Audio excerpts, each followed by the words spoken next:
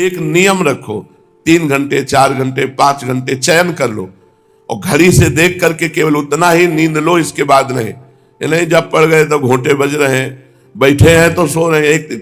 कुछ जन तो ऐसे हैं पूछो मत, उनसे पूछा आप कितना सो सकते हैं, बोले बस खाने भर के लिए समय मिल जाए, वो कहा बराबर सो सकते हैं। तो हमने कहा आपका कुंभकर्ण के परिवार में जन्म होना चाहिए। अरे भाई, नींद कोई सुख है क्या? समय बर्बाद करना है।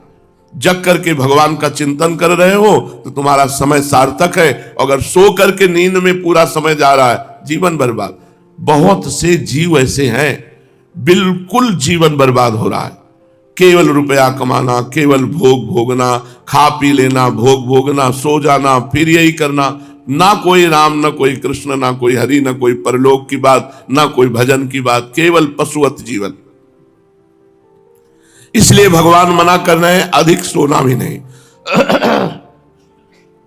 जागृतो नैव च अर्जुन, हे अर्जुन, अधिक जागने से भी सिद्धि नहीं मिलती, सोना भी चाहिए। भगवान देखो, भगवान बोल रहे हैं ना भूखे रहने से काम बनेगा, ना छके रहने से काम बनेगा। बीच में रहो, ना छको ना भूखे रहो। ना अधिक सोने से काम बनेगा, ना बिल्कुल सोने से काम बनेगा। बिल्कुल ना सो तो भी काम नहीं बनेगा। बिल्कुल ना सोने से योग की सिद्धि हो नहीं सकती, क्योंकि आवश्यक नींद ना लेकर अधिक जगने से बैठने पर नींद सताएगी, जिससे वो भजन का अभ्यास नहीं कर सकेगा। सात्विक मनुष्यों को भी कभी सत्संग का, सात्विक गहरी बातों का, भगवान की कथा का, भक्तों के चरित्रों का प्रसंग छिड़ जाता है तो वो सुनते हुए जब रस आनंद आता है तो उनको नींद आ जाती है, परंतु उनका जगना और तरह का होता है। राजसी तामसी वृत्ति वालों का जैसा जगना होता है, वैसा जगना सात्विक वृत्ति वालों का नहीं होता। इसलिए कह रहे हैं कि किसी को भी, चाहे सतोगुणी हो, चाहे रजोगुणी हो, चाहे तमोगुणी हो, एक नियत समय नींद लेना ही चाहिए। ऐसा नहीं कि अब हम सोएंगे ही नहीं तो फिर भजन में सो जाओगे, सत्संग में सो जाओगे, भक्त चरित्र सुनने में सो जाओगे तो विक्षेप पड़ेगा, तो फिर तुम्हारा भजन कैसे चलेगा। एक नियत समय नींद को दो और इसके बाद इससे लड़ो।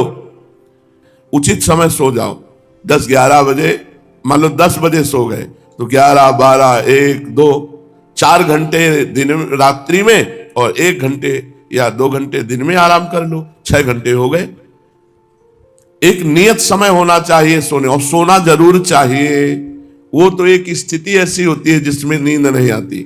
वो जब स्थिति होती है तो शरीर से परे होता है, वो साधक वो त्रिगुणातीत होता है, मायातीत होता है, उस पर वो इनका नींद आदि का प्रभाव नहीं पड़ता। लेकिन जब तक सिद्ध ना हो जाए तब तक भगवान कह रहे हैं योग सिद्धि के लिए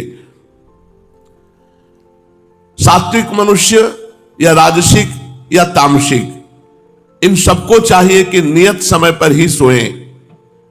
हर समय नहीं कि खाली बैठे हैं। खाली कैसे बैठे हो? नाम जप करो, वाणी पाठ करो, ठाकुर जी की सेवा करो, कोई कार्य करने लगो, व्यर्थ मत बैठो। भक्त लोग भगवान के नाम जप में, कीर्तन में, भगवान के विरह में जब भोजन करना भूल जाते हैं, जब रात भर जगते हैं तो उनको विक्षेप नहीं होता, उनको विक्षेप नहीं होता। लेकिन जब तक ऐसी स्थिति नहीं है तब तक नियत आहार करो और नियत सो। युक्ताहार विहारस्य युक्त चेष्टस्य कर्मसु युक्त स्वप्नावबोधस्य योगो भवति दुःखः। दुखों का नाश करने वाला योग तो यथा योग्य आहार और विहार करने वाले का, कर्मों में यथा योग्य चेष्टा करने वाले का तथा यथा योग्य सोने और जागने वाले का ही सिद्ध होता है। भगवान कह रहे हैं युक्ताहार विहारस्य, भोजन सत्य और न्याय पूर्वक कर्म से कमाया हुआ धन होना चाहिए। जो भोजन गृहस्थ धर्म में पाया जाए वो सत्य की कमाई का हो, धर्म की कमाई का हो, सात्विक हो और अपवित्र न हो। सतोगुणी पुरुष ही भजन करता है, सात्विक भोजन होना चाहिए। रोटी, दाल, सब्जी, खीर और पकवान भी, ये सब सात्विक के अंतर्गत आते हैं। प्रभु को भोग लगाकर थोड़ा पाओ। अब ये थोड़े शब्द में अपने को देख लो। भोजन को सुधारो, भोजन को सुधारो। भोजन सुधर गया तो मन सुधर जाएगा। जैसा खाओ अन्न वैसा बने मन, भोजन सुधारो। ये जो भजन करने की वृत्ति है, इसमें बाजारू चीजें बिल्कुल नहीं होनी चाहिए भोजन में। जितना आप बाजार के पदार्थों से, बने हुए पदार्थों से, तले हुए पदार्थों से बच जाएंगे, उतने बढ़िया भजन आपका होगा। सात्विक आहार, बाजार में क्या समझते हो? चाहे जहां जो वस्तुएं बनती हो उनमें कोई पवित्रता का प्रमाण नहीं है, और अपवित्र भोजन पाकर भजन करोगे, हमारी तो समझ में नहीं आती। भगवान की कृपा से देहात में पैदा हुए तो आज तक ये पिज्जा, बर्गर और ये सैंडविच, इनका तो कोई मतलब है समझ में नहीं आया। मतलब समझ में आता है 1 किलो माठा और 2-4 रोटी उसमें मिक्स करके बढ़िया खाओ, या तो आधा कटोरी दाल हो गई, 4 रोटी हो गई, और शाम के आधा लीटर दूध हो गया, पर्याप्त हो गया। दाल अच्छी या सब्जी एक अच्छी बन जाए, बस उसी से 2 रोटी 4 रोटी पालो, हो गया। थोड़ा मीठा ले लो, एक कवल मीठा ले लो, जिससे तुम्हारे शरीर की शुगर भी पर्याप्त बनी रहे। अब 1 कवल से तो मतलब नहीं है, अधिक मीठा पाओगे दबा के लड्डू पूड़ी तो फिर भजन नहीं होगा। क्या है, 6 घंटे बाद मल बन गया, चाहे जो कुछ खाओ। ये चीजें तो पानी ही नहीं चाहिए, बाजार की चीजें नहीं पानी चाहिए।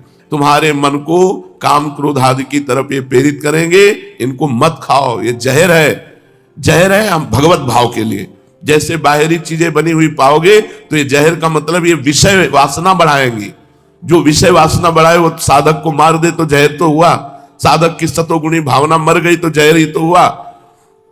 तो युक्ताहार विहार से गृहस्थ का साधक को चाहिए कि सत्य और धर्म की कमाई से अपना उदर पोषण करे।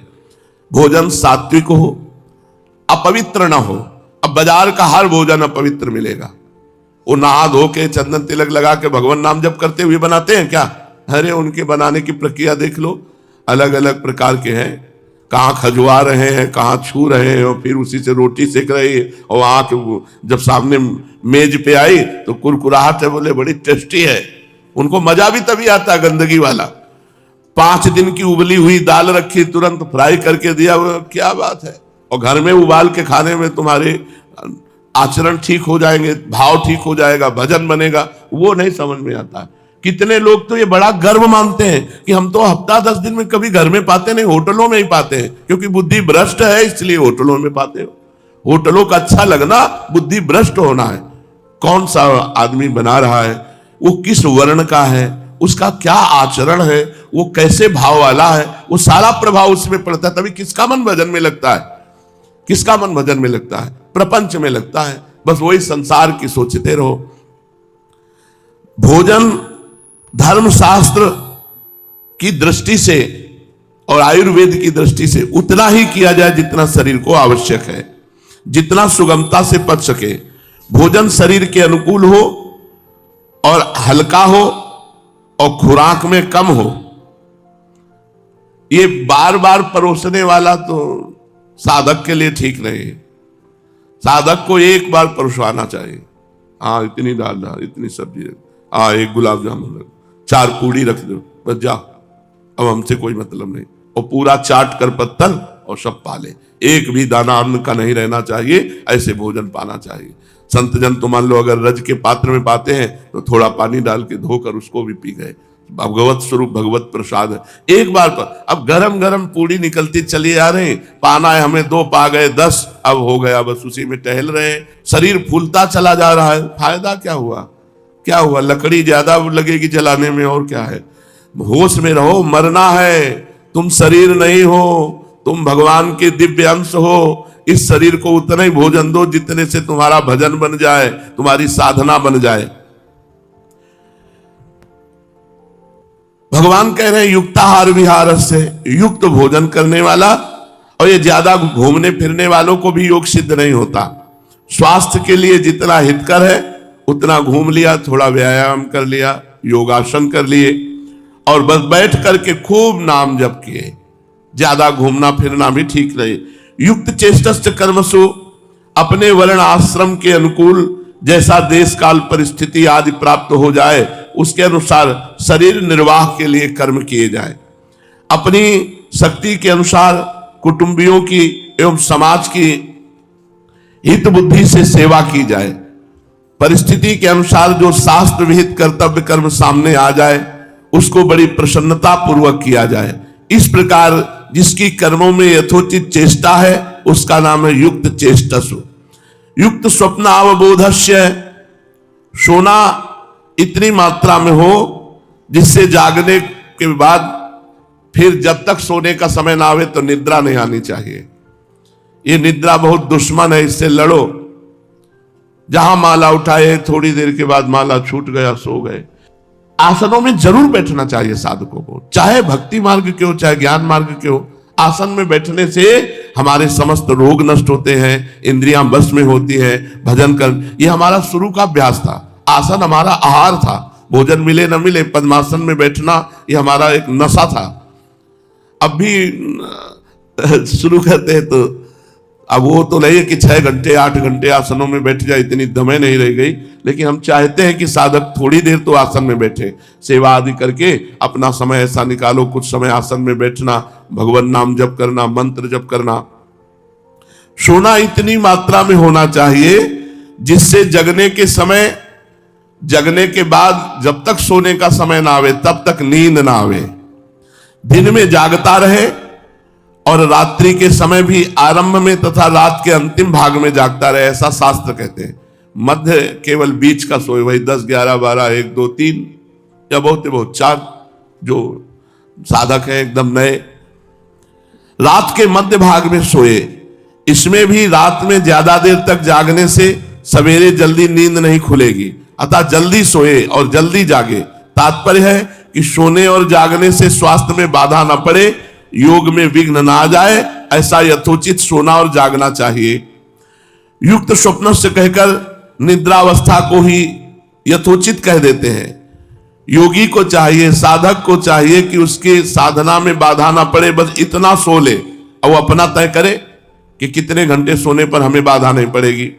और नियत सोना और नियत समय बैठना, नियत समय अपनी पूरी दिनचर्या राइट टाइम होनी चाहिए। ये नहीं होने के कि आज 4 घंटे आसन में बैठ गए फिर 4 दिन आसन में नहीं बैठे तो बीमारी पक्की। और जो साधन में चले तो ब्रह्मचर्य से रहे, नहीं तो पक्का दुर्दशा हो जाएगी। अगर आसनों में बैठने का अभ्यास करे, प्राणायाम करे, इसमें करे और मनमानी आचरण करे तो फिर भयानक रोग प्रकट हो जाएंगे, फिर चलने लायक नहीं रहेगा। इसलिए युक्ताहार विहार से भगवान ने कहा युक्त कर्म की चेष्टा करे, युक्त स्वप्नावबोध से युक्त समय सोए। जिसके लिए मानव जन्म मिला है उस काम को पूरा कर लो, ये खास बात है। सोना जगना खाना पीना उतना जिसके लिए मानव जन्म मिला है। मानव जन्म किसके लिए मिला है? भगवत प्राप्ति के लिए। भगवान में मन लग जाए, निरंतर भजन बन जाए, संसार में कोई अपना ना रह जाए, इसके लिए मानव जन्म मिला है। संसार में कोई अपना ना रह जाए, एकमात्र मैं भगवान का, भगवान मेरे। इसी का नाम भगवान कह रहे हैं योग सिद्धि। यही योग सिद्धि है। हमारे पास 24 घंटे हैं, हमारे सामने 4 काम हैं। आहार विहार अर्थात भोजन करना, घूमना फिरना, शारीरिक आवश्यक क्रियाएं। दूसरा कर्म, खेती, व्यापार, नौकरी, जीविका और ठाकुर सेवा। तीसरा सोना। चौथा जागृत होकर भगवत प्राप्ति के लिए साधना, जप, ध्यान, साधन, भजन, कथा, कीर्तन करना। अगर हम इनको 4 को 6-6 घंटे में बांट लें कि भोजन के लिए घूमना फिरना और जितने भी कर्म हैं, व्यापार, नौकरी, ये सब 6 दूनी 12 घंटे इनको दे दो।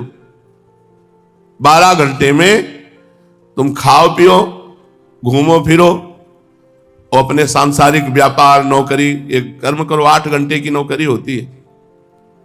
12 घंटे तो गए, चलो इधर। फिर 6 घंटे सोने में दे दो, 18 घंटे गए।